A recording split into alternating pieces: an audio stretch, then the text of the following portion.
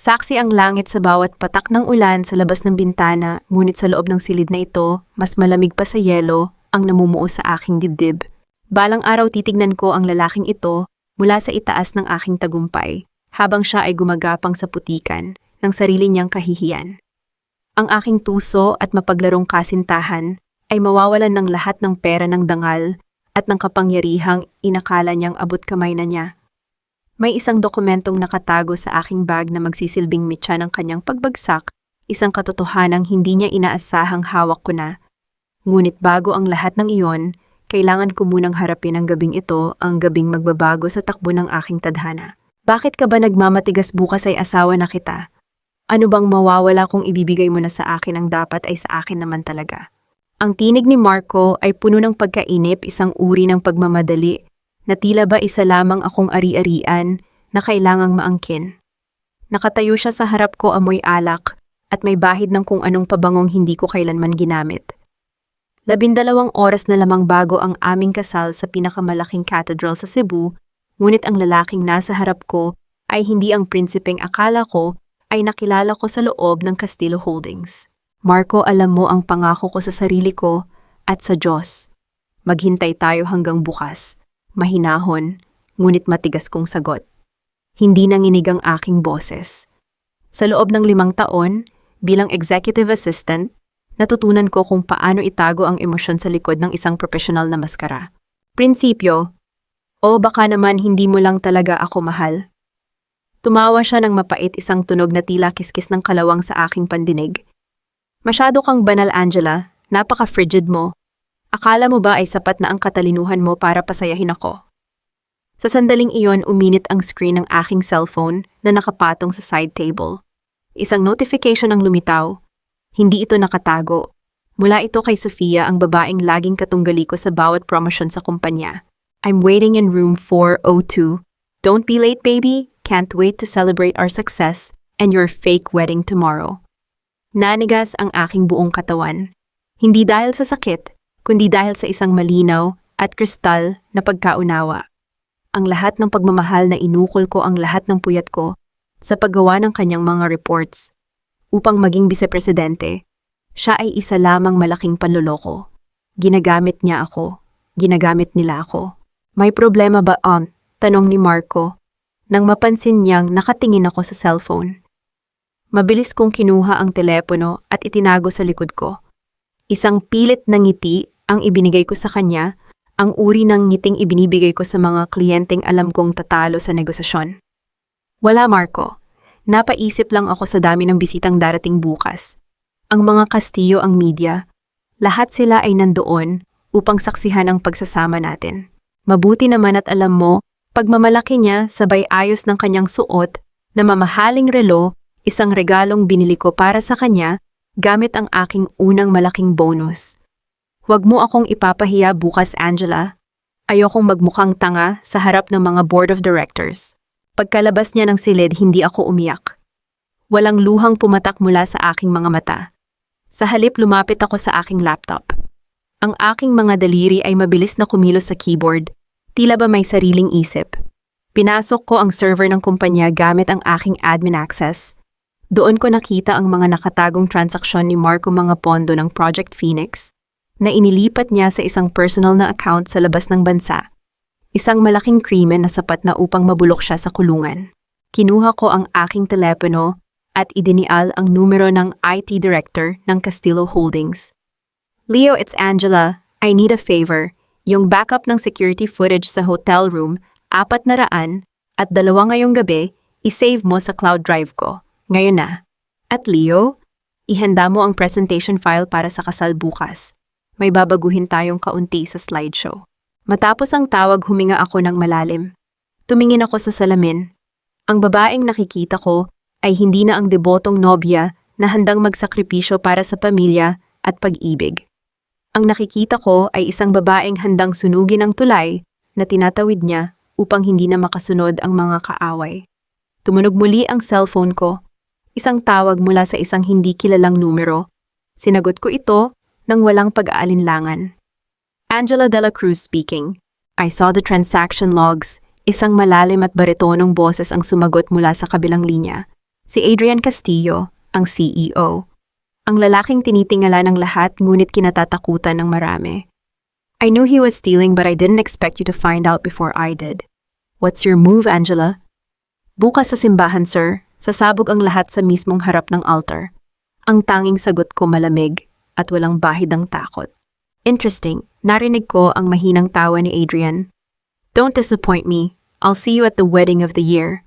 Ibinaba ko ang telepono. 12 oras na lang. Isang gabi na lang at mawawala na ang lahat ng pagpapanggap. Alam kong pagkatapos nito hindi na ako makakabalik sa dating buhay. Ngunit habang tinititigan ko ang aking puting bestida na nakasabit sa gilid, alam kong hindi ito ang huling pagkakataon na susuot ako ng puti.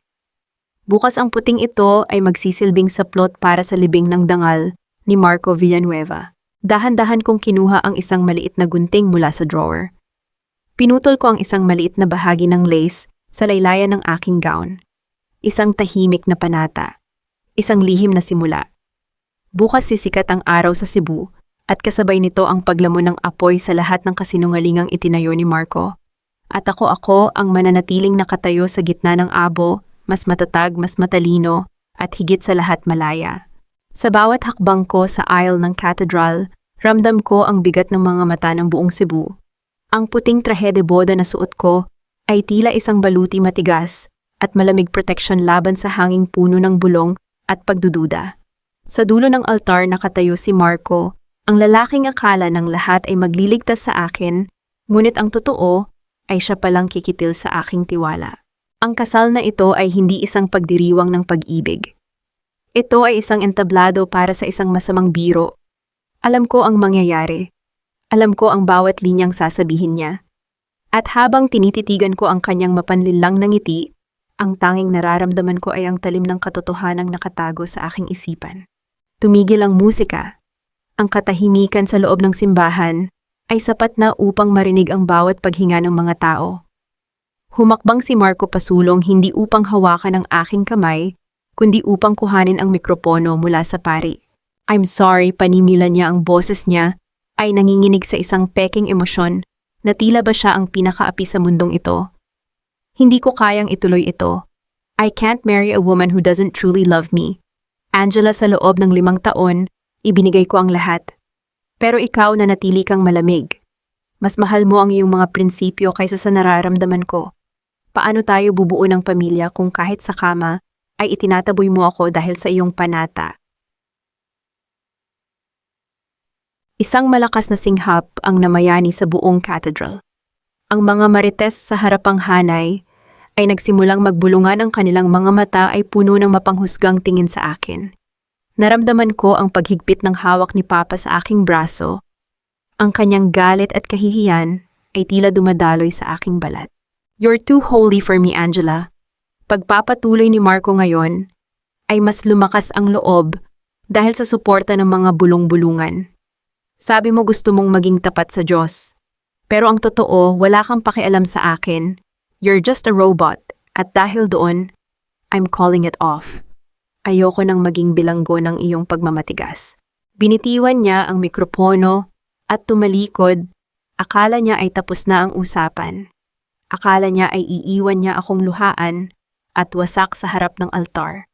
Ngunit hindi niya alam na ang bawat salitang binitiwan niya ay isa lamang pako sa sarili niyang kabaong. Marco, sandali. Ang boses ko ay mariin at malinaw umaalingaw-ngaw sa bawat sulok ng cathedral. Hindi ito boses ng isang babaeng nasasaktan. Ito ay boses ng isang hukom. Huminto siya at lumingon, may halong gulat sa kanyang mga mata. Angela, please, wag mo nang pahabain ito. Just accept the truth. Ang katotohanan. Sabi ko habang dahan-dahang lumalapit sa kanya. Tinanggal ko ang aking belo at ibinigay ito kay Papa nang hindi inaalis ang tingin kay Marco. You're right, Marco. Let's talk about the truth. Dahil ang totoo, hindi ang panata ko ang problema. Ang problema ay ang katunayan na kailangan mo ng pera ni Sofia para bayaran ang mga utang mo sa sugal. Lalong umingay ang bulungan. Namutla si Marco ngunit agad siyang nakabawi. What are you talking about? Nababaliw ka na ba? Let's see who's crazy. Luminggon ako sa gallery kung saan nandoon ang technician. Leo, i-play mo ang slideshow. Ngayon na. Sa malaking screen na dapat ay magpapakita ng aming mga pre-wedding photos, lumitaw ang isang bagay na ikinagulat ng lahat. Hindi ito larawan ng aming pagmamahalan. Ito ay mga screenshot ng bank transfers mula sa Project Phoenix account ng Castillo Holdings patungo sa isang pribadong offshore account sa pangalan ni Marco Villanueva. Kasunod nito ay ang mga security camera footage mula sa hotel room 402 kagabi. Malinaw na makikita si Marco at Sofia, ang kanyang best friend at katrabaho namin, na magkasama sa isang sitwasyong hindi na kailangan ng paliwanag. Ang kanilang mga usapan tungkol sa kung paano nila ako gagamitin upang makuha ang tiwala ni Adrian Castillo ay malinaw na maririnig dahil sa high-quality audio recording na nakuha ko mula sa bug na itinanim ko sa kwelyo ng suit ni Marco kaninang umaga. That's fake, inimbento mo lang yan. Sigaw ni Marco, ang kanyang mukha ay pulang-pula na sa galit at takot. Ang mga bank statements ay hindi nagsisinungaling, Marco. At ang pirma mo sa mga dokumentong ito ay napatunayan na ng aming legal team. Lumapit ako sa kanya, ang distansya namin ay sapat na upang maamoy ko ang takot na lumalabas sa kanyang mga pores. Gusto mong sabihin na malamig ako? Or baka naman mas gusto mo lang ang mga babaeng madaling utuin para sa iyong mga illegal na gawain? Lumingon ako sa madla sa mga taong kanina lang ay hinuhusgahan ako. Hindi ko niligtas ang sarili ko para sa kasal na ito.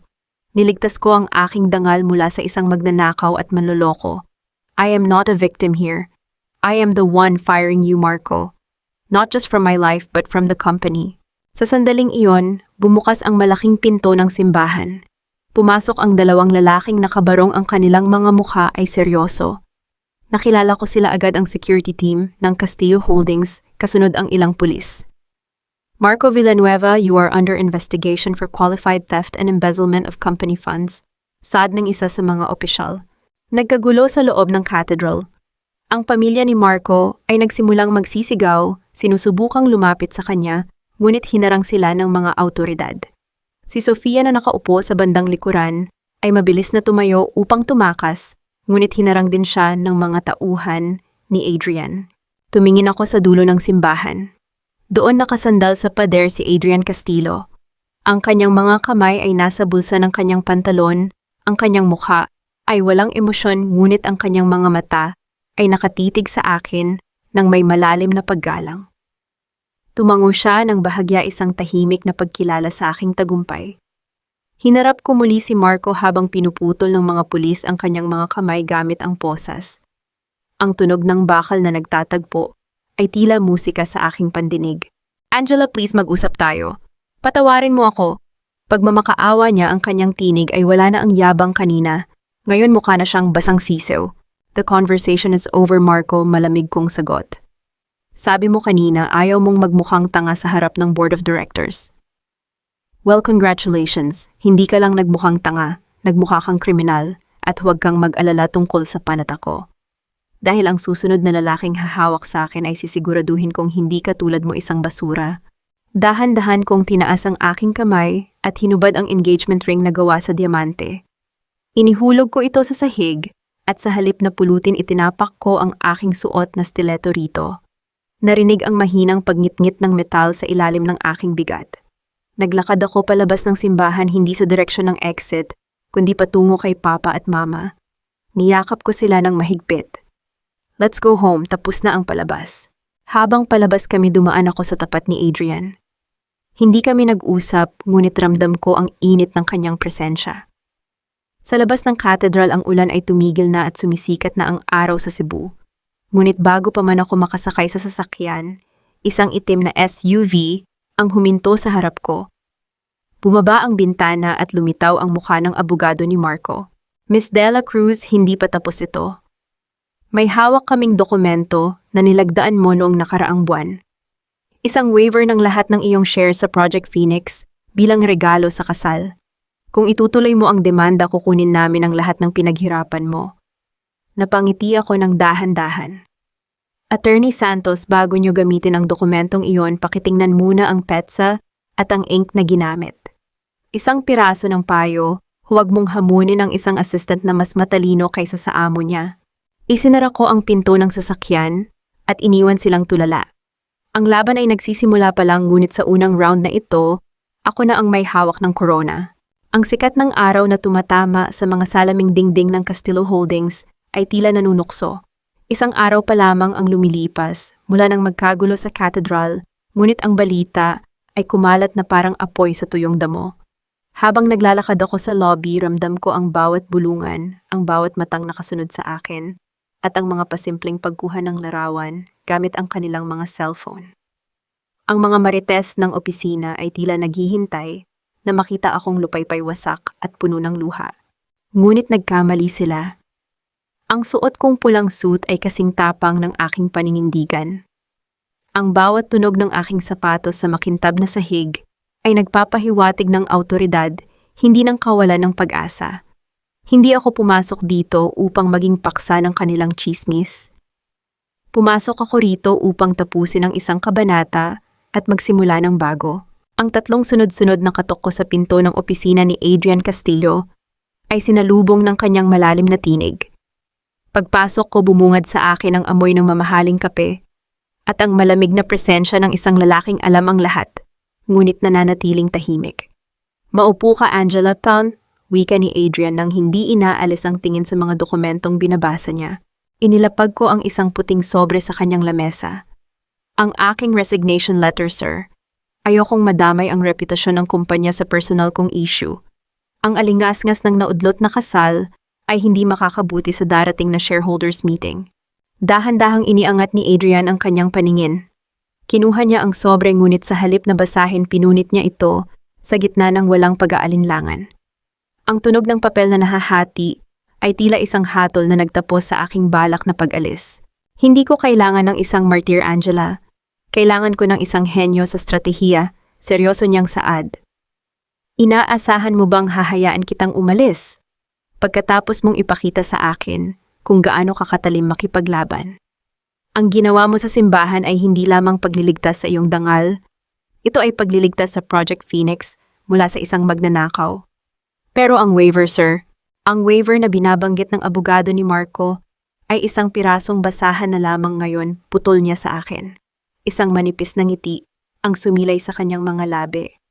"Ipina-verify ko na ang pirma mo. Gumamit ka ng invisible ink na lumilitaw lamang sa ilalim ng UV light ngunit nabubura kapag nalantad sa init, tama. At dahil iniwan mo ang dokumento sa loob ng mainit na sasakyan ni Marco, wala na silang ebidensya ngayon kundi isang blankong papel." Nakahinga ako ng malalim. Tama siya. Ang pagiging maingat ko bilang assistant ang naging pinakamalakas kong sandata. "Now let's talk business." Tumayo si Adrian at lumapit sa malaking bintana na nakaharap sa dagat ng Cebu. Ang Project Phoenix ay nasa panganib pa rin. Si Sofia ay hindi titigil hanggat hindi niya nakukuha ang control. Gusto ng board na ibigay sa kanya ang pamumuno dahil sa kanyang seniority. "Hindi ko hahayaang mangyari iyon, sir." Mabilis kong sagot. Ang dugo ko ay tila kumukulo sa ideyang ang babaeng kasabot sa pagwasak sa akin ang magpapatakbo ng proyektong pinagpuyatan ko. "Mabuti, dahil ikaw ang itatalaga kong lead director ng Project Phoenix." Hinarap niya ako, ang kanyang mga mata ay tila nagniningga sa determinasyon. "Ito ang iyong pagkakataon, Angela. Ngunit babalaan kita, ang buong kumpanya ay magmamasid sa bawat pagkakamali mo. Sofia will do everything to sabotage you." Tatanggapin ko ang hamon, sir, ngunit may mga kondisyon ako. Tumayo rin ako, ang aking tinig ay matatag at walang bahid ng pag-aalinlangan. "Ano iyon? Una, gusto ko ng kabuuang kontrol sa lahat ng personnel na kasama sa proyekto. Walang sino man ang makikialam sa hiring at firing process ko. Pangalawa, kailangan ko ng direktang access sa iyong opisina para sa lahat ng financial approvals. At pangatlo," huminto ako sandali, tinitigan ko siya ng diretso sa mga mata. "Gusto kong si Sofia ang maging assistant ko sa proyektong ito. Gusto ko siyang nasa ilalim ng aking pangangasiwa kung saan makikita ko ang bawat galaw niya." Isang maikling katahimikan ang namayani sa silid. Maya-maya narinig ko ang mahina, ngunit tapat na tawa ni Adrian. "You're dangerous, Angela. I like that. Sige, ibibigay ko ang lahat ng hinihingi mo. Simulan mo na ang paglilinis sa Project Phoenix." Lumabas ako ng opisina ni Adrian na may bagong layunin. Hindi na ako ang assistant na sumusunod lamang sa utos. Ngayon ako na ang may hawak ng timon. Habang naglalakad ako patungo sa aking bagong opisina, nakita ko si Sofia na nakatayo sa tabi ng water dispenser, pinalilibutan ng kanyang mga alipores. Kitang-kita ang pagkagulat at galit sa kanyang mukha nang makita niya akong hindi lamang nanatili sa kumpanya kundi may dalang awtoridad. Lumapit ako sa kanya nang may malamig na ngiti. Ang bawat hakbang ko ay tila isang banta na hindi niya kayang takasan. "Good morning, Sofa," wika ko sa isang tonong kasing talim ng labaha. "Ihanda mo na ang gamit mo, nagpalit na ng pamunuan sa Project Phoenix. At simula ngayong araw ikaw ay magre-report ng direkta sa akin bilang aking junior assistant. Huwag kang mahuhuli sa meeting natin sa loob ng 10 minuto kung ayaw mong sumunod kay Marco sa kangkungan." Nanlaki ang mga mata ni Sofia. Ang baso ng tubig na hawak niya ay nanginig at narinig ang mahinang pagtalsik ng tubig sa sahig bago pa man siya makasagot. "Angela, hindi mo pwedeng gawin ito." "I just did." Tinalikuran ko siya ng walang pag-aalinlangan. Ang laban ay hindi pa tapos. Sa labas ang langit ay tila nagbabanta ng bagyo, ngunit sa loob ng Castillo Holdings, ako ang bagyong darating. Ang Project Phoenix ay muling mabubuhay mula sa abo at sisiguraduhin kong sa pagkakataong ito, ang apoy na magpapabangon dito ay ang parehong apoy na tutupok sa lahat ng nagtangkang sumira sa akin. Sa gitna ng katahimikan ng aking bagong opisina, tanging ang mahinang pag-ikot ng aircon at ang marahang pagpindot ko sa keyboard ang naririnig. Ngunit ang kapayapaang ito ay pansamantala lamang. Alam ko ang ugali ng mga taong tinalikuran ko. Hindi sila titigil hanggat hindi nila nararamdamang sila ang biktima. Bumukas ng marahas ang pinto ng aking opisina, tumama ito sa dingding at lumikha ng isang nakakabiglang tunog na bumasag sa aking konsentrasyon. Hindi ko na kailangang lumingon para malaman kung sino ang pumasok. Ang amoy ng matapang na pabango at ang tunog ng mabibigat na hakbang ay sapat na. "Angela, napakawalang puso mo, talagang bata ka." Hinarap ko si Aling Belen, ang ina ni Marco. Nakasuot siya ng luma ngunit magarbong terno punong-puno ng peking alahas na tila ba sinusubukang itago ang katotohanang naghihirap na sila. Sa likod niya ay si Sofia na may bakas ng mapanuring ngiti, tila nag-e-enjoy sa eksenang ito. "Magandang umaga rin po sa inyo, Aling Belen." Mahinahon kong sagot habang dahan-dahang isinasara ang aking laptop. Hindi ko alam na ang opisina ko na pala ang bagong palengke dahil sa ingay na dala nyo. "Huwag mo akong pilosopuhin. Pagkatapos ng lahat ng ginawa namin para sa iyo, tinanggap ka namin sa pamilya namin. Kahit wala kang ipinagmamalaki kundi ang pagiging empleyado. At ngayon ipakukulong mo ang anak ko." Sigaw niya habang dinuduro ako ng kanyang daliri na nanginginig sa galit. "Nasaan ang utang na loob mo?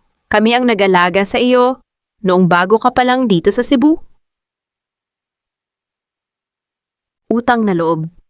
Bahagya akong natawa, isang tunog na walang bahid ng saya, kundi purong pangungutya. Iyan ba ang itatawag nyo sa 5 taon kong pagpapaalipin sa anak nyo? Iyan ba ang bayad sa lahat ng sakripisyo ko? Ambisyosa ka. Kung hindi dahil kay Marco, hindi ka makakaakyat sa posisyong iyan. Iurong mo ang demanda. Ngayon din, utos niya habang pilit na nagpapatulo ng luha upang magmukhang kaawa-awa sa harap ng mga empleyadong nagsisimula nang sumilip sa labas. Dahan-dahan akong tumayo. Binuksan ko ang aking drawer at inilabas ang isang makapal na itim na folder. Inilapag ko ito sa ibabaw ng lamesa nang may sapat na diin upang lumikha ng isang mabigat na tunog. "Aling Belen, tignan niyo ito." Wika ko habang binubuksan ang folder. "Ito ang listahan ng lahat ng perang inilabas ko para sa pamilya niyo sa loob ng 5 taon. Noong 2019 ako ang nagbayad ng tuition ni Cindy dahil naisugal ni Marco ang pambayad niyo. Noong 2020 ako ang sumagot sa hospital bills ng asawa niyo nang ma-stroke siya dahil ayaw ibenta ni Marco ang kanyang mamahaling relo. At noong nakaraang taon ako ang nag-down payment para sa sasakyang ipinagmamalaki niyo ngayon." Kinuha ko ang calculator at mabilis na pinindot ang mga numero. Ang kabuuan halos 3 milyong piso. Lahat yan ay galing sa sahod ko, sa mga bonus ko at sa mga pagtitipid ko. Tumitig ako ng diretso sa kanyang mga mata na ngayon ay puno na ng gulat. "Kung pag-uusapan natin ang utang na loob, Aling Belen, kayo ang may utang sa akin. Bayaran niyo muna ang bawat sentimo na nakalista rito bago niyo muling banggitin ang salitang utang na loob sa harap ko." At isama niyo na rin ang interes. Dahil ninakawan pa ako ng anak niyo ng higit sa 10 milyon mula sa kumpanya. Pero, pamilya tayo. Utal niyang sagot ang kanyang boses ay nawalan na ng dating bagsik. Hindi ko pamilya ang mga magnanakaw at manloloko. Malamig kong putol sa kanya. Sofia, bilang aking junior assistant, trabaho mong siguraduhing walang mga taong labas na nanggugulo sa opisina ko. Bakit hinayaan mong makapasok ang babaeng ito? Namutla si Sofia. Angela, ang sabi niya kasi, I don't need excuses. I need competence. Hinarap ko muli si Aling Belen. Lumabas na po kayo bago ko tawagin ang security para kalad ka rin kayo palabas at sabihin niyo kay Marco huwag siyang mag-alala. Magkikita kami sa korte. Sisiguraduhin kong bawat gabi niya sa selda ay maaalala niya ang mukha ng babaeng minaliit niya. Eksaktong pagkatapos ng aking huling salita, bumukas muli ang pinto. Si Adrian Castillo ay nakatayo doon, ang kanyang aura ay nagbibigay ng isang uri ng bigat na nakakapagpatahimik sa kahit na sinong maingay. Tumingin siya kay Aling Belen at pagkatapos ay sa security na nasa likod niya. Is there a problem here, Angela? Tanong ni Adrian, ang kanyang boses ay kalmado ngunit may banta. Wala naman sir, paalis na rin po ang bisita ko. Sagot ko habang hindi inaalis ang tingin sa ina ni Marco. Security, escort this woman out. And make sure she is blacklisted from this building. Forever, utos ni Adrian. Walang nagawa si Aling Belen kundi ang sumunod habang hila-hila siya ng mga security guard. Nagsisisigaw pa rin ng mga sumpa na wala nang nakikinig. Naiwan kami ni Adrian sa loob. Huminga ako ng malalim, ramdam ang pagod sa aking mga balikat ngunit ang puso ko ay nananatiling matigas. Lumapit si Adrian sa maliit na mesa sa gilid at kumuha ng isang basong tubig. Ibinigay niya ito sa akin. You handled that well, wika niya. Ang kanyang daliri ay bahagyang dumapos sa aking kamay habang inaabot ang baso.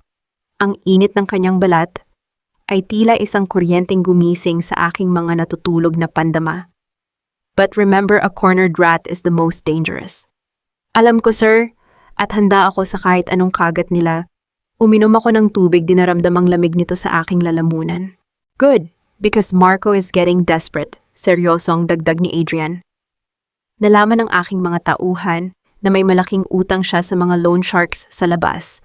At dahil wala na siyang access sa pondo ng Project Phoenix, plano niyang ibenta ang ating trade secrets sa mga kalaban natin para lang makaligtas.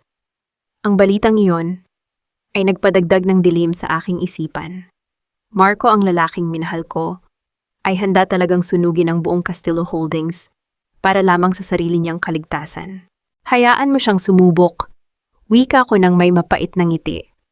Dahil ang mga trade secrets na akala niyang hawak niya, binago ko na ang lahat ng iyon bago pa siya makakilos.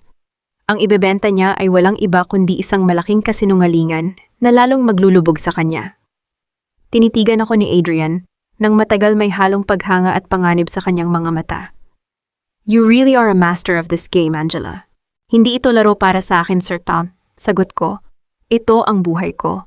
At sisiguraduhin kong walang sino mang makakaagaw muli ng kontrol sa akin. Sa loob ng Castillo Holdings, ang bawat pasilyo ay tila isang masukal na kagubatan kung saan ang mga ahas ay nakatago sa ilalim ng magagandang bulaklak. Alam ko kung sino ang pinakamalaki sa kanila. Si Sofia. Nakikita ko siya sa gilid ng aking paningin, palaging may dalang peking ngiti at mga kape. Para sa mga board members, tila ba sinusubukang burahin ang bahid ng iskandalo sa simbahan sa pamamagitan ng labis na kasipagan. Ngunit ang mga ahas ay hindi nagbabago ng kulay. Nagpapalit lamang sila ng balat.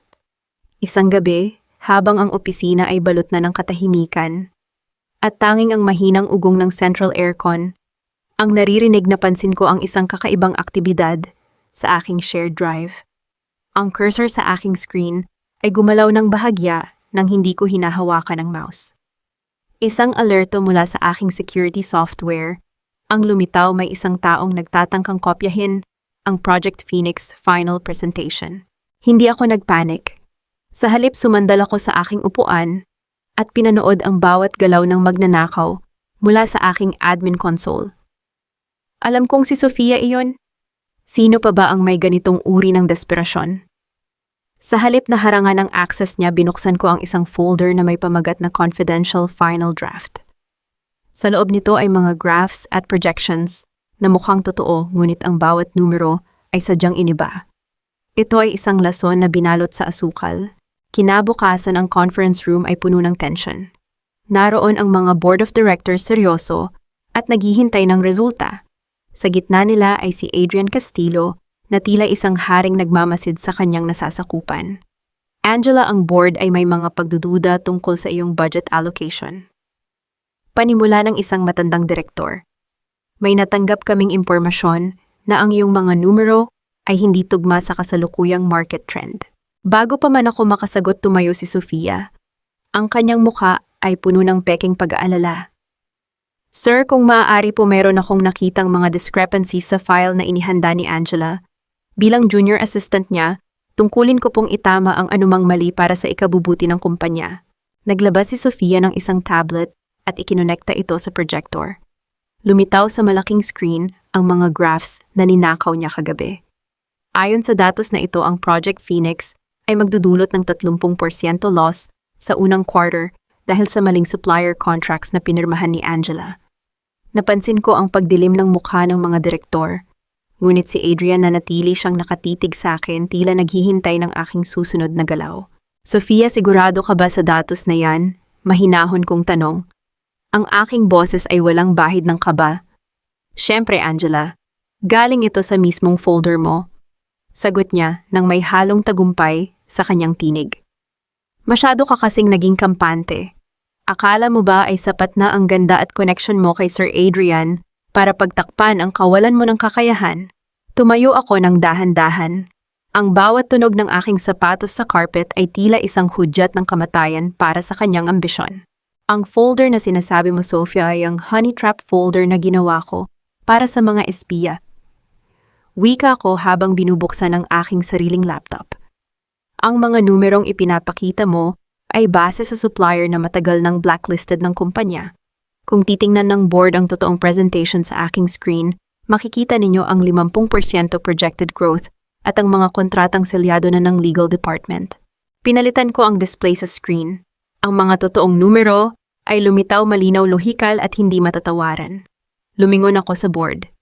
Ang tanong ay ito, paano nakuha ni Sofia ang access sa aking pribadong folder na may maling impormasyon at bakit niya ito iprinisenta nang hindi mo na kumukonsulta sa akin bilang kanyang superior? Ito ay isang malinaw na kaso ng internal sabotage. Namutla si Sofia.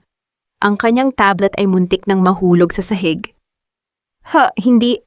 Nagkamali lang ako ng file na nakuha. Hindi ka nagkamali, Sofia. Nagnakaw ka, tuwon putol ni Adrian. Ang kanyang boses ay tila isang malamig na hampas ng hangin. At dahil sa iyong kawalan ng integridad, hindi lamang reprimand ang matatanggap mo. Board, I suggest we vote for her immediate suspension pending termination. Matapos ang pulong habang nililinis ko ang aking gamit, lumapit sa akin si Adrian. I noticed you changed the password of your main drive 3 times last night, but on the 4th time you used Cebu 2024. Why that password, Angela? Natigilan ako. Hindi ko sinabi kahit kanino ang password na yon. Paano niya nalaman, sir? How did you? I have my ways. Seryoso niyang saad, ngunit may kakaibang kislap sa kanyang mga mata. Just be careful. You're playing with fire, and sometimes even the master of the flame gets burned. Umalis si Adrian nang hindi nagpapaliwanag. Ang misteryong ito ay nag-iwan ng isang malaking tanong sa aking isipan. Gaano ba kalalim ang alam ni Adrian tungkol sa akin? Habang pababa ako sa parking lot, hinarang ako ni Sofia. Ang kanyang buhok ay gulo-gulo at ang kanyang mga mata ay nagniningas sa galit. Wala na ang maskara ng kagandahan. Tanging ang halimaw na lang ang natira. Akala mo ba ay nanalo ka na, Angela? Bulyaw niya, ang kanyang tinig ay nanginginig sa puot. Matalino ka sa opisina, pero tingnan natin kung gaano ka katalino kapag ang pamilya mo na sa Cebu ang nanganib. Alam ni Marco kung saan nakatira ang mga magulang mo. At maniwala ka, wala silang utang na loob sa mga taong sumira sa anak nila. Kinuha niya ang kanyang telepono at may idinial na numero. Marco, ituloy mo na. Sunugin mo ang lahat ng mahalaga sa kanya. Nanlamig ang aking buong pagkatao. Ang tagumpay ko sa Castillo Holdings ay tila nawala ng saysay sa harap ng banta sa buhay ng aking mga magulang. Tila gumuho ang semento sa ilalim ng aking mga paa nang bitawan ni Sofia ang mga salitang iyon. Ang bawat tibok ng aking puso ay tila isang tambol na nagbababala ng paparating na sakuna. Hindi ko alintana ang mga mapanuring tingin ng mga empleyadong nakasaksi sa pagwawala ni Sofia. Ang tanging nakikita ko ay ang mukha ng aking ina at ama sa Cebu, mga taong walang muwang sa dumi ng mundong ginagalawan ko. Angela, ang boses ni Adrian ay kasing lamig ng bakal ngunit may hatid na kakaibang kapanatagan. Hindi ko na malaya na nakalapit na pala siya sa akin. Hindi siya nagtanong. Sa halip kinuha niya ang cellphone mula sa nanginginig kong kamay at mabilis na tinitigan ang screen. Ilabas niyo na ang babaeng iyan, utos ni Adrian. Sa mga security guard na kasalukuyang hawak si Sofia. Ang huling nakita ko kay Sofia ay ang kanyang nanlilisik na mga mata bago siya tuluyang kinaladkad palayo. Sir, kailangan kong umuwi. Kailangan kong pumunta sa Cebu ngayon din. Ang boses ko ay halos pabulong na puno ng desperasyon na pilit kong itinatago sa likod ng aking profesionalismo. Huwag kang mag-alala, nakahanda na ang sasakyan sa baba. Diretso tayo sa airport, insaad ni Adrian habang hinahawakan ng aking siko upang igiya ako patungo sa elevator. Ang kanyang hawak ay matatag, isang tahimik na pangako na hindi niya ako hahayaang mabuwal. Sa loob ng kanyang pribadong sasakyan, patungo sa airport, ang katahimikan ay mabigat. Nakatingin lang ako sa labas ng bintana, pinapanood ang pagdaan ng mga ilaw ng lungsod na tila mga malalabong guhit ng alaala. Naramdaman ko ang paglapit ni Adrian. Ang amoy ng kanyang pabango, isang timpla ng sandalwood at malamig na hangin ay unti-unting pumatay sa amoy ng takot sa aking paligid. Bakit mo ito ginagawa, sir? Tanong ko nang hindi lumilingon sa kanya. Bakit ka nag-aaksaya ng panahon sa isang empleyado lang? Dahil hindi ka lang isang empleyado, Angela, sagot niya. May lalim ang kanyang tinig na hindi ko pa narinig kailanman. Nakita kita noon pa 3 taon na ang nakalilipas. Nakita kita sa ulan, ibinibigay ang iyong payong sa isang matandang naglalako ng kakanin habang ikaw mismo ay basang-basa. Nakita ko ang bawat sakripisyo mo para sa kumpanyang ito at kung paano mong hinayaang ang iba ang kumuha ng kredito para sa mga ideya mo. Lumingon ako sa kanya, gulat sa kanyang pag-amin. Ang mga mata ni Adrian ay nakatitig sa akin nang may katapatang nakakatunaw ng kahit anong depensa. Hindi ko hinahayaan na ang mga taong may mabuting puso ay sirain ng mga tulad ni Marco. Dagdag niya. At higit sa lahat, Angela, ayaw kong makita kang nasasaktan. Sumakay kami sa kanyang pribadong jet. Sa loob ng cabin, ang ilaw ay malabo, nagbibigay ng isang atmosfera ng pagiging pribado at kaligtasan. Naupo ako sa malambot na leather seat, ramdam ang panginginig ng aking mga daliri. Dahan-dahang lumapit si Adrian at naupo sa tapat ko. Inabot niya ang aking mga kamay at binalot ang mga ito sa kanyang malalaking palad. Ang init ng kanyang balat ay tila isang kuryenteng nagpapakalma sa aking naghuramentadong sistema. Magpahinga ka muna. Malayo-layo pa ang Cebunan, bulong niya. Inayos niya ang isang kumot sa aking kandungan. Ang kanyang mukha ay napakalapit sa akin, sapat na upang maramdaman ko ang kanyang hininga sa aking pisngi. Sa isang sandali, tila huminto ang mundo. Ang takot para sa aking mga magulang ay pansamantalang natakpan ng isang pakiramdam na matagal ko nang kinalimutan, ang pakiramdam ng pagiging inaalagaan. Dahan-dahan niyang inihilig ang aking ulo sa kanyang balikat. Nandito ako, Angela. Walang mangyayaring masama sa kanila. Ipinadala ko na ang advanced security team ko sa bahay niyo. Ligtas na sila bago pa man tayo makarating. Isang malalim na buntong hininga ang kumawala sa aking dibdib. Ang pagod at tension ay unti-unting bumigay. Sa gitna ng dilim at ng mahinang ugong ng makina ng eroplano, nakatulog ako sa bisig ng lalaking hindi ko inakalang magiging kanlungan ko sa gitna ng bagyo. Nagising ako nang maramdaman ko ang marahang pagbaba ng eroplano.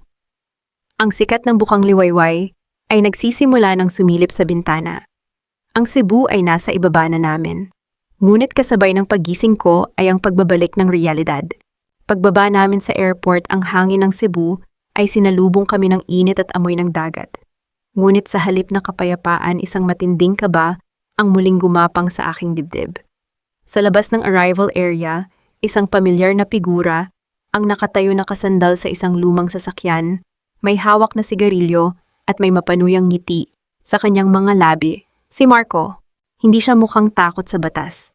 Sa halip mukha siyang isang taong may hawak na alas na hindi namin inaasahan. Ang kanyang mga mata ay diretsong nakatingin sa akin puno ng puot at isang uri ng kislap na nagsasabing, ang gabi ay hindi pa tapos.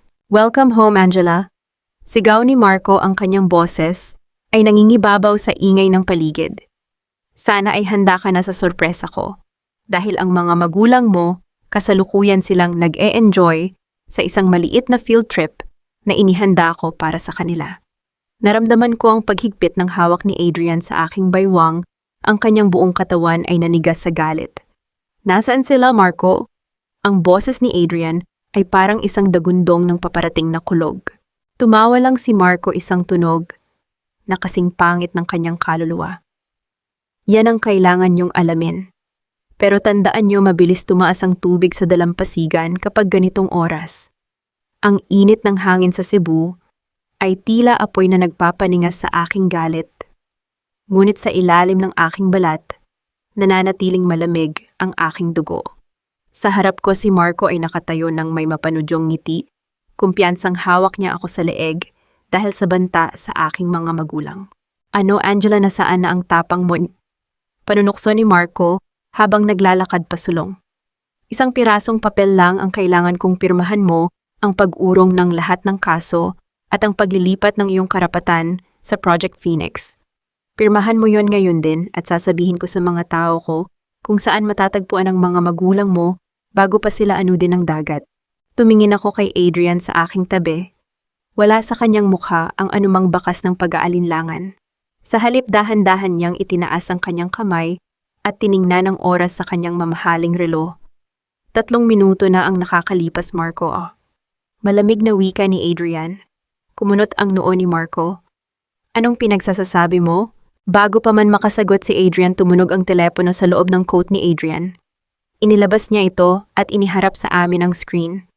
Isang live video call ang nakakonekta. Sa screen nakita ko ang aking ina at ama ligtas na nakaupo sa loob ng isang pribadong sasakyan, nakangiti at pinapalibutan ng 2 matatangkad na security personnel ng Castillo Holdings. Napasigaw ako sa kaginhawaan. Ligtas kami, Angela, sagot ni Mama sa telepono. Pinuntahan kami ng mga tauhan ni Sir Adrian bago pa man makalapit ang mga sanggano ni Marco sa bahay natin. Nawala ang ngiti sa mukha ni Marco. Ang kanyang balat ay biglang nawalan ng kulay at ang sigarilyong hawak niya ay nahulog sa semento. Paanong nangyari to? Sabi ko sa iyo kagabi na una na ang security team ko, wika ni Adrian, habang itinataas ang kanyang ulo ng may buong kagalang-galang na tikas. Akala mo ba ay hahayaan kitang makalapit sa pamilya ng babaeng pinoprotektahan ko? Ang mga tauhan mo sa dalampasigan ay kasalukuyan ng hawak ng mga pulis sa lungsod. Habang nakatayo si Marco, na tila isang pangarap na nawalan ng buhay, humakbang ako pasulong. Ang bawat sapatos ko sa semento ay tila hudyat ng kanyang katapusan. Huminto ako sa mismong harap niya. Angela, mag-usap tayo, galit ka lang. Bago pa man niya matapos ang kanyang pangungusap, itinaas ko ang aking kanang kamay at buong lakas kong isinampal ang aking palad sa kanyang pisngi. Ang tunog ng pagtama ng aking kamay sa kanyang mukha ay umaalingaw-ngaw sa bukas na paradahan, isang matalim na hambalos na nagpabagsak sa kanyang ulo sa gilid. Nakahawak si Marco sa kanyang pisngi, nanlilisik ang mga mata sa gulat at sakit. Sinampal mo ako. Iyan ay para sa 5 taong pambubulag mo sa akin. Wika ko sa isang tonong walang katumbas na lamig. At para sa pagtatangka mong saktan ang pamilya ko. Hindi na ako ang babaeng pwedeng mulang tapak-tapakan, Marco. Ang babaeng minaliit mo noon ay ang babaeng magpapabagsak sa iyo ngayon. Dumating ang 2 sasakyan ng Pulis Cebu. Mabilis na pinalibutan ng mga awtoridad si Marco upang hulihin siya sa kasong kidnapping, grave threats at extortion. Habang itinutulak siya papasok sa sasakyan ng pulisya, gumatong pa ang kanyang galit. Hindi pa ako tapos, Angela, sisiguraduhin kong magdudusa gaw niya habang isinasara ang pinto ng sasakyan. Nakahinga ako ng malalim, nararamdaman ng matinding ginhawa sa aking dibdib. Niyakap ako ni Adrian, mula sa likod isang marahang pagpapatong ng kanyang mga kamay sa aking mga balikat, na nagbigay sa akin ng init at kaligtasan. Tapos na ang takot, Angela. Ligtas na ang pamilya mo, bulong niya sa aking tainga. Ngunit bago pa man kami makahakbang patungo sa sasakyan, upang puntahan ang aking mga magulang, nagsimulang tumunog ang aking cellphone. Kasabay noon ay ang sunod-sunod na notification mula sa mga social media apps at news outlets sa Cebu. Binuksan ko ang aking telepono. Ang aking mukha ay nakatambad sa pangunahing pahina ng isang kilalang tabloid sa probinsya. May malaking pamagat na nakasulat, ang prinsesa ng Castillo Holdings nang aagaw ng kanilang CEO bago pa man mabatal ang kasal. Sa ibaba ng balita ay may mga larawang pinalabas na kuha sa amin ni Adrian kagabi sa loob ng eroplano at sa parking lot. Ang mga anggulo ay sadyang inayos upang magmukhang may hindi angkop na ugnayan kami. Bago pa man ang insidente sa cathedral, ang pamilya ko na kilala sa pagiging marangal at sungdo sa probinsya ay muling nalagay sa gitna ng isang malaking iskandalo.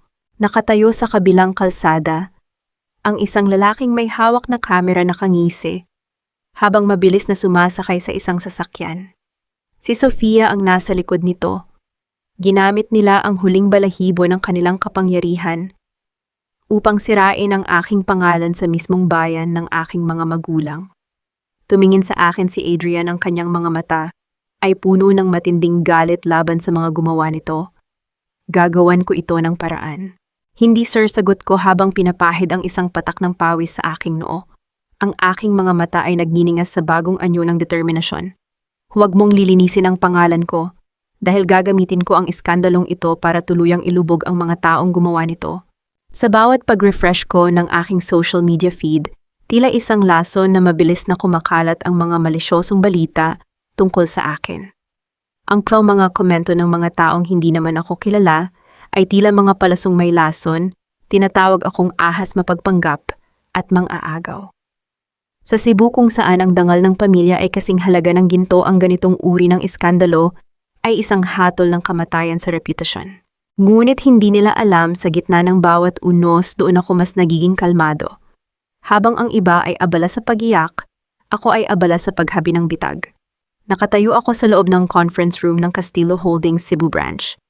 Ang mga board of directors ay nakaupo sa harap ko, ang kanilang mga mukha ay puno ng pagdududa at panghuhusga.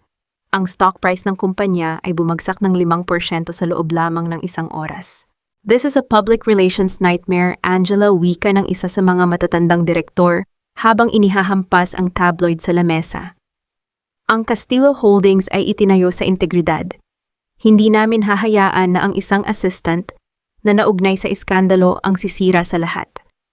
I agree, dugtong ng isa pa. Sir Adrian, with all due respect, kailangan ng bitawan si Angela. Her presence is toxic to the brand. Tumingin ako kay Adrian. Nakatayo siya sa tabi ng bintana, ang kanyang mga kamay ay nasa likuran. Ang kanyang aura ay nananatiling matatag, ngunit ramdam ko ang tensyong nagmumula sa kanya. Lumingon siya sa akin, tila nagtatanong kung handa na ba ako. Tumayo ako ng tuwid. Hindi niyo kailangang mag-alala sa brand, gentleman, dahil ang iskandalong ito ang magiging mitya ng pinakamalaking tagumpay ng kumpanya. Anong ibig mong sabihin, tanong Kurta? Tanong ng direktor. In 5 minutes, I will go live on all major social media platforms. Saad ko habang inihahanda ang aking laptop. Hindi ako magpapaliwanag. Ipakikita ko ang katotohanan.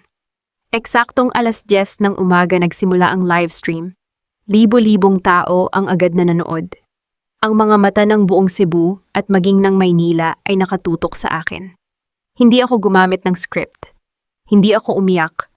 Ang aking mukha ay tila isang pader ng yelo. Good morning, panimula ko, ang aking tinig ay matatag na umalingaw sa buong silid at sa libo-libong speaker ng mga nanonood. Marami ang lumalabas na larawan at balita tungkol sa akin at kay Mr. Adrian Castillo. Sinasabing naging hadlang ako sa sarili kong kasal, ngunit narito ang mga ebidensyang sadyang kinalimutan ng mga taong naninira sa akin. Ipinakita ko sa screen ang serya ng mga dokumento, ang bank statements ni Marco, ang video ng pakikipagsabwatan nila ni Sofia sa loob ng hotel, at higit sa lahat ang metadata ng mga larawang ipinakalat sa tabloids. Ang mga larawang nakita ninyo ay kinuha sa loob ng eroplano kagabi, 1 oras, Matapos kong malaman na ang aking mga magulang ay banta sa buhay dahil sa pagpapakidnap ni Marco Villanueva. Paliwanag ko. At ang kumuha ng mga larawang ito ay walang iba kundi ang tauhan ni Sofia, ang babaeng kasabot ni Marco sa pagnanakaw sa inyong pondo. Naglabas ako ng isang audio recording. Ito ang huling pag-uusap ni Marco at Sofia bago sila mahuli. Ang kanilang mga boses puno ng puot at plano kung paano sisirain ang Project Phoenix ay narinig ng buong mundo. Hindi ako ang ahas dito. Wika ko habang nakatingin ng diretso sa camera, tila ba tinititigan ko ang bawat taong nanghusga sa akin. Ang Castillo Holdings ay hindi biktima ng aking iskandalo. Ang kumpanyang ito ay biktima ng mga taong magnanakaw na ngayon ay nahaharap sa patong-patong na kaso. Tumayo si Adrian at lumapit sa tabi ko. Inilagay niya ang kanyang kamay sa aking balikat, hindi bilang isang lover, kundi bilang isang pinuno na sumusuporta sa kanyang pinakamahalagang asset. I have absolute trust in Angela de la Cruz, Declara, ni Adrian. And to those who participated in this character assassination, our legal team has already filed cyber libel cases against every single one of you, including you, Sofia. Ang livestream ay natapos sa isang nakabibinging katahimikan mula sa mga direktor. Ang stock price, nagsimulang umakyat muli nang makita ng publiko ang katotohanan. Ang mga netizens na kanina lang ay nambabatikos ay biglang nagbago ng panig, humihingi ng tawad at tinatawag akong Strong Filipina. Matapos ang press conference habang nag-iisa ako sa maliit na opisina sa Cebu branch, tumunog ang aking personal na cellphone. Isang unknown number, Angela de la Cruz. Isang nanginginig na boses ng lalaki ang nasa kabilang linya. Speaking, sino ito? Ako si Jerry, ang dating accountant ni Marco sa kanyang private firm. Napanood ko ang livestream mo. May hawak akong mga dokumento na hindi mo pa nakikita. Ang pagnanakaw niya sa Castillo Holdings ay barya lang kumpara sa tunay niyang ginagawa. Kumunot ang noo ko. Anong ibig mong sabihin? Si Marco, hindi lang siya sugalero. Ginagamit niya ang Project Phoenix para maglaban ng pera para sa isang sindikato ng droga dito sa Visayas. At Angela, ang pangalan mo, nakalagay ka bilang incorporator sa lahat ng illegal accounts na yon. Kung hindi mo ako tutulungan, ikaw ang unang makukulong kapag pumutok ang investigasyon ng gobyerno. Naramdaman ko ang paghinto ng daloy ng dugo sa aking mga kalamnan. Ang tagumpay ko kanina ay biglang naging abo. Si Marco ay hindi lamang isang manloloko, balak niya akong gawing fall guy sa isang krimeng may parusang habambuhay na pagkabilanggo. Nasaan ka, Jerry? Tanong ko habang mabilis na binubuksan ang aking laptop upang i-trace ang tawag. Hindi pwedeng malaman ng iba. Magkita tayo sa lumang pier ng 12:00 ng madaling araw. Mag-isa ka lang.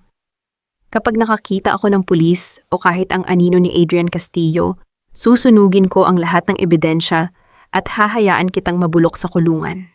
Ibinaba ang tawag. Ang tunog ng putol na linya ay tila isang orasan na nagbibilang ng aking natitirang oras ng kalayaan. Ang bawat tibok ng orasan sa aking pulso ay tila isang babala, isang hudyat na ang bawat segundong lumilipas ay inilalapit ako sa gilid ng bangin. Ang impormasyong ibinigay ni Jerry ay ang huling baraha na magtatapos sa laban na ito o kaya naman ay ang magiging mitsa ng aking tuluyang pagkaubos. Ang malamig na simoy ng hangin sa lumang pier ng Cebu ay may dalang amoy ng kalawang at alat, isang paalala na sa lugar na ito maraming sikreto ang pinalulunod at hindi na muling pinalilitaw. Ngunit hindi ako magpapalunod. Ako ang magpapaanod sa kanila. Naroon si Jerry nakatayo sa ilalim ng isang pundidong ilaw. Ang kanyang mga mata ay ligalig at tila bawat anino ay itinuturing niyang kaaway. Nang makita niya ako, mas lalo siyang naging balisa. Ang tunog ng kanyang mabibigat na paghinga ay nangingibabaw sa marahang paghampas ng alon sa mga poste ng pier. Nasa iyo ba ang kailangan ko? Tanong ko, ang aking tinig ay matatag at hindi nagpapakita ng kahit anong bahid ng takot. Nasa akin. Nanginginig niyang sagot habang iniaabot ang isang maliit na flash drive. Lahat ng ebidensya ng paggamit ni Marco sa pangalan mo para sa mga accounts ng sindikato ay nandoon. Pati ang mga peking pirma na ginaya niya. Pero Angela, kapag nalaman nila na ibinigay ko ito sa iyo, patay na ako. Hindi ka nila mahahawakan kung magsasabi ka ng totoo sa mga awtoridad. Sagot ko habang maingat na kinukuha ang drive. At huwag kang mag-alala, Jerry. Hindi lang ikaw ang may hawak ng alas ngayong gabi. Kinabukasan sa tulong ni Adrian, nagawa kong ayusin ang isang pribadong pagtitipon sa loob ng visitor's room ng kulungan kung saan nakapiit si Marco.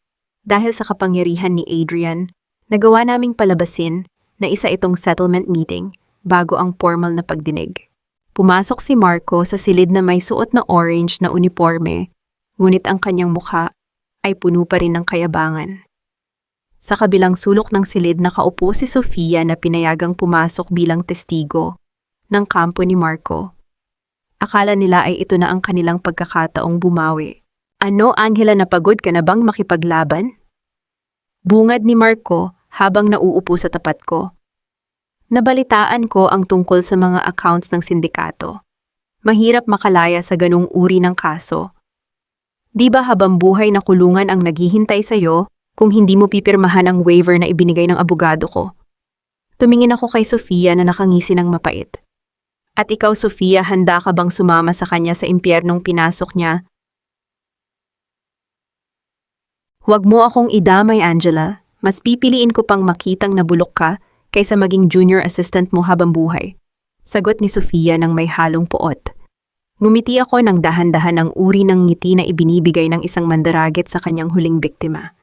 Sayang, dahil hindi niyo alam na ang bawat salitang sinasabi niyo sa loob ng silid na ito ay naitatala. Inilabas ko ang aking tablet at iniharap sa kanila ang screen. Marco, nakuha ko na ang digital ledger mula kay Jerry. Alam ko na ang lahat ng accounts, ang lahat ng transaksyon, at ang katotohanang ikaw ang nag-utos na gayahin ang pirma ko. Pero ang hindi mo alam, Sophie, tingnan mo ang huling folder na ito. Binuksan ko ang isang dokumento na may listahan ng mga fallback names. Ang pangalan ni Sofia ay nandun hindi bilang kasosyo, kundi bilang ang taong itatalaga ni Marco na maging testigo laban sa akin. Bago siya mismo ang ituro ni Marco, bilang utak ng lahat ng pagnanakaw kapag nanganib na ang sarili niyang balat. Ano to, Marco? Tanong ni Sofia. Ang kanyang boses ay biglang nawala ng tatag habang binabasa ang plano ni Marco. Nailaglag din siya sa huli. Sofia, huwag kang maniwala sa kanya. Gawa-gawa lang yan ni Angela. Depensa ni Marco. Ang kanyang mga mata ay nagsisimula ng maging mailap. Gawa-gawa, tumawa ako ng malamig. Marco, aminin mo na. Sinabi mo sa akin noong nasa pier tayo na mas mahalaga ang sariling leeg kaysa sa kahit anong babae. Handa mong isakripisyo si Sofia para lang makalabas ka rito. Sa sandaling iyon, ang galit ni Sofia ay bumaling kay Marco. Ang pagmamahalan at pagkakasabot na akala nila ay matibay ay biglang nagkadurog-durog. Hayop ka, Marco, ginamit mo lang ako. Ibinigay ko ang lahat para sa iyo, pati ang dangal ko sa kumpanya. Tapos ako pa ang gagawin mong panangga. Nagkagulo ang dalawa sa loob ng silid, nagsisigawan at naglalabasan ng mga sikreto na sapat na upang tuluyan silang mabulok sa bilangguan. Hindi ko na kailangan pang magsalita. Sila na mismo ang sumisira sa isa't isa. Ngunit sa gitna ng kanilang pagtatalo, biglang tumayo si Marco. Ang kanyang mukha ay naging parang sa isang baliw. Sa isang mabilis na galaw na hindi ko inaasahan, inagaw niya ang isang matulis na bagay. Mula sa bulsa ng kanyang uniforme, isang improvised na patalim na gawa sa tinaliman na sipilyo. Kung babagsak ako, Angela, isasama kita, sigaw ni Marco, habang mabilis na sumusugod sa akin. Naramdaman ko ang paghinto ng oras. Ang talim ay papalapit na sa aking dibdib. Ngunit bago pa man ito dumapo, isang matatag na braso ang humarang sa harap ko. Isang mabigat na tunog ng pagtama ng katawan sa semento ang umalingaw-ngaw. Si Adrian. Mabilis siyang kumilos mula sa likuran ko upang protektahan ako. Nasalo niya ang braso ni Marco at gamit ang isang bihasang galaw ng katawan, naipihit niya ito at naisandal si Marco sa lamesa. Narinig ang malakas na kalansing ng patalim na nahulog sa sahig. Huwag mong susubukan na hawakan siya, Marco. Hindi habang nabubuhay ako. Ang boses ni Adrian ay parang isang dagundong na nagpatahimik sa buong silid. Pumasok ang mga jail guards at mabilis na dinakma si Marco, na ngayon ay wala nang nagawa, kundi ang sumigaw sa desperasyon. Si Sofia naman ay nakaluhod sa sahig humihikbi dahil sa pagkakaunawa na wala na siyang babalikan. Tumingin ako kay Adrian. Ang kanyang barong ay may bahid ng gulo at may maliit na gasgas sa kanyang braso, ngunit ang kanyang mga mata ay nakatitig sa akin nang may labis na pag-aalala. "Are you hurt, Angela?" Tanong niya. Ang kanyang boses ay puno ng emotion. "I'm fine, Adrian." Sagot ko sa unang pagkakataon ay hindi ko siya tinawag na sir. "Salamat sa pagliligtas sa akin." "Lagi kitang ililigtas," bulong niya. Lumabas kami ng pasilidad habang ang araw ay nagsisimula ng lumubog sa Cebu. Ang laban sa opisina at sa batas ay tila natapos na, ngunit alam ko na may isang malaking hamon pa ang naghihintay. Habang pasakay kami sa sasakyan, tumunog ang aking cellphone. Isang mensahe mula sa isang hindi kilalang numero. Akala niyo ba ay tapos na ang lahat? Dahil nakakulong si Marco? Nakalimutan niyo na ba ang tunay na may-ari ng perang nilabhan niya? Maghanda kayo dahil ang Project Phoenix ay muling magliliyab. Ngunit sa pagkakataong ito, abo na lang ang matitira sa Castillo Holdings. Ang huling barahan ni Marco ay hindi ang kanyang pag-amin, kundi ang sindikatong kinalaban namin nang hindi namin namamalayan. Ang katahimikan ng gabi sa Cebu ay tila isang malalim na hininga bago ang isang malaking pagsabog. Hawak ko ang aking telepono, tinititigan ang banta mula sa sindikatong akala ay matatabunan na ng pagkakakulong ni Marco. Ngunit sa mundong ito ang mga halimaw ay hindi basta-basta namamatay. Nagpapalit lamang sila ng anyo. Hindi ko hinayaang mabalot ako ng takot. Sa halip, ginamit ko ang bawat hibla ng aking katalinuhan upang baligtarin ang sitwasyon. Kung ang Project Phoenix ang dahilan ng kanilang interes, ang Project Phoenix din ang magiging bitag na kukuha sa kanila. "Adrian, handa na ang lahat," wika ko habang nakaharap kami sa isang malaking digital screen sa loob ng security headquarters ng Castillo Holdings. "Sigurado ka ba rito, Angela, isinusugal natin ang buong sistem ng kumpanya?" May pag-aalalang tanong ni Adrian. "Hindi tayo nagsusugal, Adrian. Naglalatag tayo ng pain." Sagot ko nang may tiwala sa sarili. Ang backdoor na ginawa ni Marco sa aming system ay hindi ko binura. Sa halip, nilagyan ko ito ng isang traceware. Sa oras na subukan ng sindikato na pasukin ang Project Phoenix para kunin ang kanilang nilabhang pera, direkta silang makokonekta sa server ng National Bureau of Investigation. Eksaktong 2:00 ng madaling araw ang screen ay nagsimulang magpakita ng mabilis na pagdaloy ng data. Ang mga hindi kilalang IP address ay nagsimulang pumasok sa aming firewall. Naramdaman ko ang mabilis na pagtibok ng aking puso, ngunit ang aking mga daliri ay nananatiling matatag sa keyboard. "Heto na sila," bulong ko. Sa loob ng 30 minuto, ang digital na labanan ay natapos. Hindi lamang namin naharangan ang pagnanakaw, nakuha rin namin ang eksaktong lokasyon ng kanilang headquarters at ang pagkakakilanlan ng kanilang mga leader. Ang tunog ng mga sirena ng pulis na naririnig ko mula sa malayo sa labas ng bintana ay ang hudyat na ang mga higante ay nagsisimula na ring mabuwal. Kinabukasan, ang Castillo Holdings ay balot ng isang kakaibang enerhiya. Ang balita tungkol sa pagkakabuwag ng sindikato at ang tagumpay ng Project Phoenix ay naging sentro ng usap-usapan. Sa gitna ng lahat ng ito, nakatayo ako sa harap ng elevator nang biglang bumukas ang pinto at lumabas si Sofia. Wala na ang kanyang mamahaling damit at ang kanyang mapagmataas na aura. Ang kanyang mga mata ay mugto at ang kanyang mga balikat ay nakalaylay. Nang makita niya ako, tila nawalan siya ng lakas at napasandal sa pader. "Angela, please." Pagsusumamo niya, ang kanyang tinig ay nanginginig at puno ng desperasyon. Nalaman na ng board ang tungkol sa pakikipagsabuatan ko kay Marco. Blacklisted na ako sa lahat ng kumpanya. Wala na akong mapupuntahan. Ibinenta na rin ang kondo ko para pambayad sa mga utang ni Marco na ako ang pumirma bilang guarantor. Tinitigan ko siya ng walang emosyon, walang awa, walang galit, tanging kawalan lamang.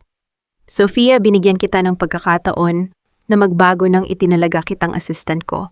Pero pinili mong maging ahas hanggang sa huli. Nagkamali ako, maawa ka naman, Angela. Magkaibigan tayo noon, di ba? Hindi tayo naging magkaibigan, Sofia. Isa ka lang anino na nagtangkang agawin ang liwanag ng iba." Lumapit ako sa kanya, ang distansya namin ay sapat na upang marinig niya ang bawat mabigat na salita ko. You chose the wrong enemy. At sa mundong ito, bawat maling desisyon ay may katumbas na presyo. Ngayon oras na para bayaran mo ang sa iyo. Tinalikuran ko siya. Habang naririnig ko ang kanyang mahinang paghikbi, na unti-unting naging malakas na pag-iyak sa gitna ng hallway. Hindi ko na siya lumingon pa. Ang kanyang pagbagsak ay hindi ko tagumpay. Ito ay bunga lamang ng kanyang sariling mga itinanim. Sa loob ng boardroom, ang mga direktor na dati ay humihiling ng aking pag-alis ay isa-isang tumayo upang magbigay ng masigabong palakpakan. Si Adrian ay nakatayo sa harap, hawak ang isang plaque at isang opisyal na dokumento dahil sa kanyang hindi matatawarang talino katapatan. At tapang sa gitna ng panganib ang board of directors ay nagkakaisang itinalaga si Miss Angela de la Cruz bilang bagong Chief Strategy Officer ng Castillo Holdings, anunsyo ni Adrian. Ang pakiramdam ng tagumpay ay hindi nanggaling sa posisyon o sa palakpakan. Nanggaling ito sa katotohanang nanatili akong tapat sa aking sarili sa kabila ng lahat ng pagsubok. Nang hapong iyon, bumalik ako sa aming lumang bahay sa Cebu. Sa likod ng bahay malapit sa dalampasigan, nagtayo ako ng isang maliit na siga. Kinuha ko ang aking puting trahe de boda, ang bestidang dapat ay suot ko sa aking kasal kay Marco. Ang bawat lace at tahi nito ay paalala ng aking kamangmangan. Dahan-dahan ko itong inihagis sa apoy. Pinanood ko ang paglamon ng orange na apoy sa puting tela. Narinig ang mahinang pagingit-ngit ng mga hibla habang nagiging abo. Ang usok ay dinala ng hangin patungo sa dagat, tila ba tinatangay ang lahat ng sakit at kahihiyan na idinulot ng nakaraan. Malaya ka na, Angela, bulong ko sa aking sarili habang nararamdaman ang init ng apoy sa aking muka. Naramdaman ko ang isang presensya sa aking likuran. Hindi ko na kailangang lumingon upang malaman kung sino ito. Ang tunog ng kanyang mga hakbang sa buhangin ay pamilyar na sa aking pandinig. Ang bawat pagtatapos ay simula ng isang bagong kabanata, wika ni Adrian habang tumitayo sa tabi ko. Anong kasunod nito, Adrian? Tanong ko habang nakatingin pa rin sa mga huling bahagi ng bestida na nagiging itim na abo. Hindi siya sumagot agad. Sa halip inilabas niya ang isang maliit na susi at inilagay ito sa aking palad. Isang regalo para sa iyong bagong simula. Ngunit hindi ito para sa isang bahay o sasakyan. Kumunot ang aking noo habang tinititigan ang susi. Ano ito? Ito ang susi sa isang pangarap na matagal mo nang binabanggit, isang foundation para sa mga kababaihang naging biktima ng pang-aabuso at panlilinlang seryoso niyang saad. Pangalan mo ang nakalagay sa gusali, Angela, dahil ikaw ang buhay na patunay na ang isang babae ay hindi kailangang maging biktima habang buhay. Naramdaman ko ang pag-init ng aking mga mata, hindi dahil sa usok ng apoy, kundi dahil sa labis na pagkaantig. Sa gitna ng aking paghihiganti, nakita ni Adrian ang bahagi ng aking puso na gusto pang tumulong sa iba. Ngunit bago pa man ako makasalamat, ang mukha ni Adrian ay naging seryoso. Pero Angela, may isang bagay ka pang kailangang malaman tungkol sa waiver na pinirmahan mo noon. Ang invisible ink na ginamit mo, may nakadiskubre nito bago pa ito nabura ng tuluyan. Naramdaman ko ang muling paglukso ng aking kaba. Sino si Marco? Bago siya tuluyang dalhin sa maximum security prison, may iniwan siyang huling mensahe para sa iyo. At Angela, hindi ito tungkol sa pera o sa kumpanya. Humahampas ang malamig na hangin ng dagat sa aking mukha. Tila tinatangay ang mga huling bakas ng abo mula sa aking sinunog na nakaraan. Ngunit ang mga salita ni Adrian ay nag-iwan ng bagong timpla ng kaba sa aking dibdib. Tumingin ako sa kanya, pilit na binabasa ang lalim ng kanyang mga mata sa ilalim ng liwanag ng buwan. Anong ibig mong sabihin, Adrian? Anong nalaman ni Marco bago nabura ang tinta? Tanong ko. Ang aking boses ay matatag ngunit may bahid ng pagtataka. Inabot ni Adrian ang aking kamay. Ang kanyang hawak ay tila isang angkla sa gitna ng nagngangalit na alon. Hindi ang waiver ang mahalaga, Angela. Bago pa man uminit ang papel, nakita ni Marco ang bakas ng iyong panulat. Nalaman niyang niloloko mo lang siya mula pa nung una. Ang huling mensahe niya, sinabi niyang kahit kailan ay hindi mo siya minahal ng totoo at ikaw daw ang tunay na halimaw dahil ginamit mo ang iyong katalinuhan para saktan ang taong nag-alaga sa iyo. Isang mapait na tawa ang kumawala sa aking mga labi. Ang tunog ng aking pagtawa ay sumabay sa marahang paghampas ng mga alon sa dalampasigan. Halimaw, iyan ba ang tawag niya sa isang babaeng tumayo para sa sarili? Ang pag-alaga na sinasabi niya ay ang paggapos sa akin sa isang buhay na puno ng kasinungalingan. Kung ang pagiging matalino at matapang ay katumbas ng pagiging halimaw, malugod ko itong tatanggapin. Iyon din ang naisip ko, nakangiting sagot ni Adrian. Kaya naman hindi ko hinayaang makaapekto ang kanyang mga huling salita sa plano ko para sa iyo. Ang kalayaan mo, Angela, ay hindi lamang ang kawalan ni Marco sa buhay mo. Ito ay ang pagkakaroon mo ng kapangyarihang magpasya para sa sarili mo. Ipinakita niya sa akin ang isang dokumento sa ilalim ng liwanag ng kanyang cellphone. Ito ang titulo ng Dangal ng Kababaihan Foundation. Sa ilalim ng pangalan ng organisasyon, nakasulat ang aking pangalan bilang founder at chairperson. Ito ang iyong regalo, Angela. Isang lugar kung saan ang bawat babaeng minaliit ni Loko at sinaktan ay makakahanap ng proteksyon at bagong simula. Hindi mo ito utang sa akin. Ito ay bunga ng iyong sariling tagumpay sa Project Phoenix Babaka. Saad ni Adrian. Ang kanyang boses ay puno ng paggalang, isang uri ng emotion na hinding-hindi ko naramdaman mula kay Marco. Lumipas ang ilang buwan. Ang ingay ng Castillo Holdings ay unti-unting naging musika sa aking pandinig. Bilang Chief Strategy Officer, naging abala ako sa pagpapalago ng kumpanya, ngunit ang aking puso ay nasa foundation. Sa bawat babaeng nakakausap ko doon, nakikita ko ang aking lumang sarili, ang babaeng takot at nagdadalawang isip. At sa bawat pagkakataon, itinuturo ko sa kanila na ang pinakamalakas na sandata ay ang pagkilala sa sariling halaga. Isang hapon habang nag-ayos ako ng aking gamit, isang itim na sobre ang dumating sa aking mesa. Galing ito sa maximum security prison. Ang sulat kamay sa labas ay hindi mapagkakamalian, kay Marco. Dahan-dahan kong kinuha ang sobre. Naramdaman ko ang pagaspas ng papel sa aking mga daliri. Alam kong puno ito ng mga sumpa, pagsisisi o baka mga bagong pagtatangka na manipulahin ang aking damdamin. Tinitigan ko ito ng matagal. Naalala ko ang lahat ng gabi ng pag-iyak, ang lahat ng oras na inilaan ko para sa kanya. Tumayo ako at naglakad patungo sa shredder machine sa sulok ng aking opisina. Hindi ko binuksan ang sobre. Hindi ko binasa ang kahit isang salita. Ang tunog ng makina habang nilalamon nito ang papel at ginagawa itong maliliit na piraso ay tila isang seremonya ng tuluyang paglaya. Ang bawat hibla ng papel na nahuhulog ay sumisimbolo sa huling kapangyarihan ni Marco na winakasan ko na ng tuluyan. Forgiveness is a gift I give to myself, not to you. Bulong ko sa hangin. Bago matapos ang araw, nagpa siya akong maglakbay ng mag-isa. Nagtungo ako sa isang maliit na isla sa hilaga ng Cebu. Doon sa ilalim ng sikat ng araw at sa gitna ng malawak na asul na dagat, natutunan kong huminga muli nang walang mabigat na dalahin. Ang pag-iisa ay hindi na nakakatakot. Ito ay naging isang luho. Natuklasan ko ang mga hilig ko na matagal kong isinantabi para kay Marco, ang pagpipinta, ang pagbabasa ng mga klasikong nobela at ang simpleng pananahimik.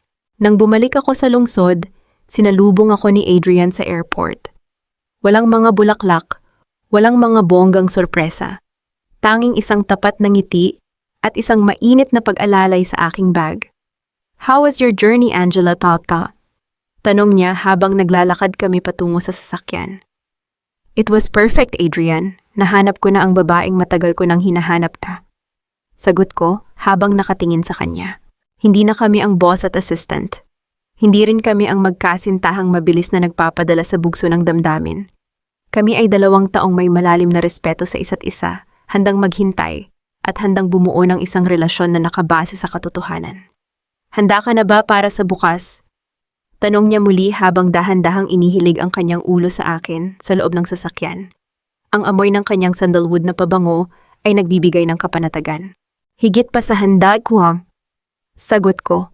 Hinawakan ko ang kanyang kamay, ang aming mga daliri ay naglapat ng may sapat na higpit upang iparamdam ang pangako ng katapatan.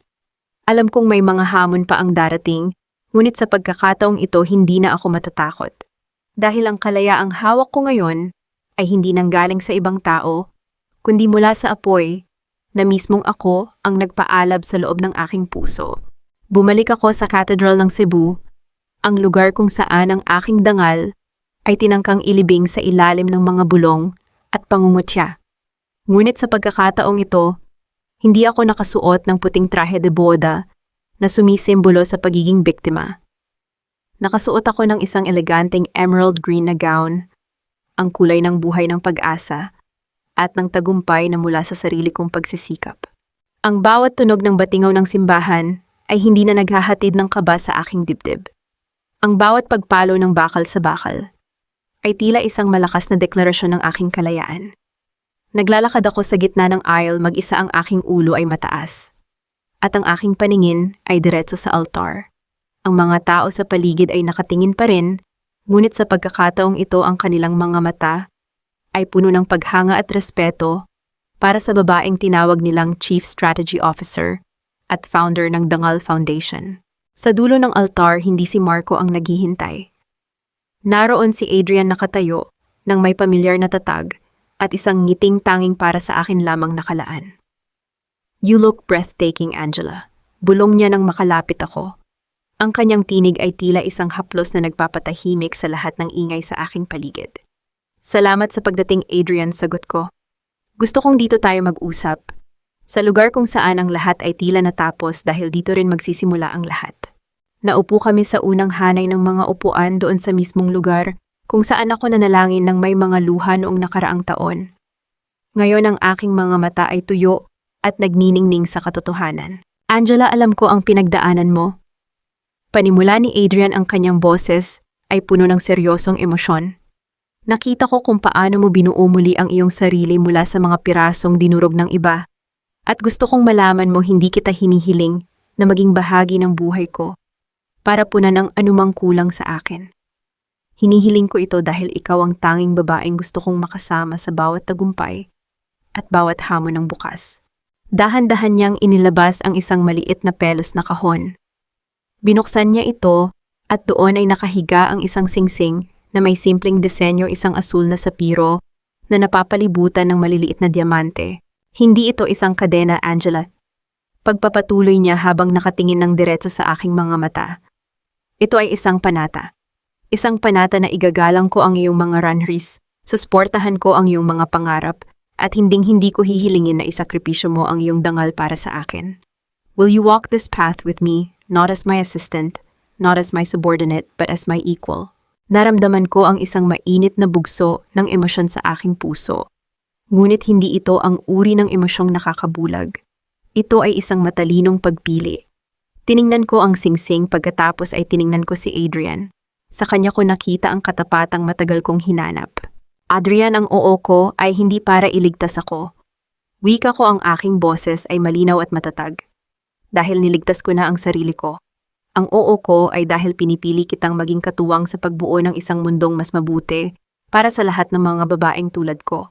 Pinipili kita dahil alam mong ang pag-ibig ay hindi pagsuko, kundi pag-unlad." Dahan-dahan niyang isinuot ang singsing sa aking daliri. Ang lamig ng metal at ang init ng kanyang kamay ay nagtagpo, tila isang simbolo ng aming magkaibang mundo na ngayon ay iisa na ang direksyon. Tumayo kami at sabay na naglakad palabas ng cathedral. Ang sikat ng hapon sa Cebu ay bumabalot sa amin, nagbibigay ng ginintuang kulay sa lahat ng aming nadadaanan. Sa labas nakita ko ang isang grupo ng mga kababaihan mula sa aking foundation. Sila ay kumakaway at nakangiti, ang kanilang mga mata ay puno ng bagong pag-asa. Huminto ako sandali at lumingon sa cathedral. Nakita ko sa isang sandali ang anino ng aking lumang sarili, ang babaeng nakaputi umiiyak at tila talunan. Ngunit ang aninong iyon ay unti-unting naglaho sa ilalim ng matinding liwanag ng araw. Ang babaeng iyon ay wala na. "I am Angela de la Cruz." Bulong ko sa hangin, isang pagpapakilala sa mundong muli kong napanalunan. At ang aking kwento ay hindi natatapos sa isang kasal. Ito ay nagsisimula sa aking kalayaan. Habang papalapit kami sa dalampasigan, kung saan naghihintay ang sasakyang magdadala sa amin sa aming susunod na destinasyon, muling tumunog ang aking telepono. Isang huling balita mula sa kumpanya, ang Project Phoenix, ay opisyal na nang naging global. Ang tagumpay ay ganap na. Ngunit bago pa man kami makasakay isang huling anino, ang lumitaw sa gilid ng aking paningin. Isang figura ng babaeng mukhang pagod, nakasuot ng luma at maruming damit tinitignan kami mula sa malayo habang may hawak na karatula para sa limos. Si Sofia. Ang kanilang mga mata ay nagtagpo sa akin, puno ng inggit, pagsisisi at pagkatalo. Hindi ko siya binigyan ng kahit isang salita. Hindi ko siya binigyan ng galit. Ang aking katahimikan ang pinakamasakit na parusa para sa kanya. Tinalikuran ko ang nakaraan at humakbang ako patungo sa bukas, kasama ang lalaking marunong rumespeto sa isang nona kong. Ang huling nakita ko bago lumubog ang araw ay ang malawak na asul na dagat ng Cebu, tila ba nagaanyaya para sa mas marami pang mga pangarap na malayang lilipad sa himpapawid. Lumipas ang 3 taon na tila isang mabilis na agos ng tubig tinatangay ang mga labi ng bagyong sumubok sa aking pagkatao. Nakatayo ako ngayon sa balkonahe ng aming bagong tanggapan ng Dangal ng Kababaihan Foundation sa Cebu habang pinagmamasdan ang unti-unting paglubog ng araw na nagbibigay ng kulay ginto sa malawak na karagatan. Ang katahimikan sa paligid ay hindi na nakakabingi. Ito ay naging musika ng aking kapanatagan. Sa loob ng 3 taon, ang Project Phoenix ay naging pundasyon ng aking karera, ngunit ang bawat babaeng lumalabas sa pintuan ng foundation na ito na may bagong pag-asa at taas noong dignidad ang tunay na sukatan ng aking tagumpay. Maraming nagtatanong sa akin, Angela, napatawad mo na ba sila? Ang sagot ko ay simple. Napatawad ko na ang aking sarili sa pananatili sa isang relasyong hindi ako pinahahalagahan. Ang pagpapatawad kay Marco at Sofia ay hindi nangangahulugang kinalimutan ko ang kanilang ginawa. Pinili kong palayain ang puot sa aking puso dahil ayaw kong maging bilanggo ng kanilang mga pagkakamali. Ang hustisya ay naigawad na ng batas at ng tadhana. Si Marco ay nananatiling nasa likod ng mga rehas, tinitiis ang bawat gabi ng pagsisisi, habang si Sofia ay naging isang anino ng nakaraan na wala ng pangalan at dangal sa mundong pilit niyang inagaw. Hindi na ako biktima. Ako ay isang mandirigma na natutong gamitin ang sariling sugat para maging mapagpalaya sa iba. Masyadong malalim ang iniisip mo, Angela. Baka malunod ka na riyan. Naramdaman ko ang marahang pagdapo ng isang makapal na shawl sa aking mga balikat. Si Adrian. Ang kanyang presensya ay tila isang mainit na yakap sa gitna ng malamig na simoy ng hangin. Lumingon ako sa kanya at sinalubong ang kanyang mga mata na palaging puno ng respeto. Thinking about how far we've come, sagot ko ng may tapat na ngiti. Looking back, I realized that the pain was just a preparation for this peace. Hinawakan ni Adrian ang aking kamay, ang kanyang mga daliri ay marahang humahaplos sa aking balat. You did all the work, Angela. I was just lucky enough to be the witness of your rise. Come on, the guests are waiting inside. It's your night. Wait, Adrian. Pigil ko sa kanya. Inayos ko ang kanyang kurbata, isang maliit na galaw na puno ng pagmamahal. Thank you para sa lahat. No, thank you for choosing me to walk beside you. Bulong niya bago mabilis na humalik sa aking noo. Isang dampi na puno ng pangako at katapatan. Pumasok kami sa loob ng bulwagan. Sinalubong ng mga palakpakan at mga ngiting puno ng pag-asa. Habang tinititigan ko ang mga kababaihang tinutulungan namin, nalaman ko ang huling aral na nais kong iwan sa mundong ito. Ang pag-ibig ay hindi dapat maging dahilan ng iyong pagluhod. Ang tunay na pag-ibig ay ang siyang magtatayo sa iyo, magpapatibay sa iyong mga runways at rerespeto sa bawat hibla ng iyong pagkatao. Sa mga nakikinig sa aking kwento, huwag kayong matakot kung ang inyong puso ay nadurog. Ang bawat piraso ay pwedeng buuin muli ng mas matibay, mas matalas, at mas makinang. Ang inyong halaga ay hindi itinatakda ng taong nagtaksil sa inyo, kundi ng tapang ninyong bumangon at sabihing, hindi ako ang nawalan. Ang gabi ay malalim na sa Cebu, ngunit sa bawat kislap ng bituin, nakikita ko ang aking bukas, isang bukas na hindi na kontrolado ng iba, kundi isang bukas na ako mismo ang nagpinta. Ako si Angela de la Cruz. Dati ay isang assistant, naging biktima, naging mandirigma, at ngayon ako ay malaya. Tapos na ang kwento ng aking paghihiganti. Nagsisimula na ang kwento ng aking buhay.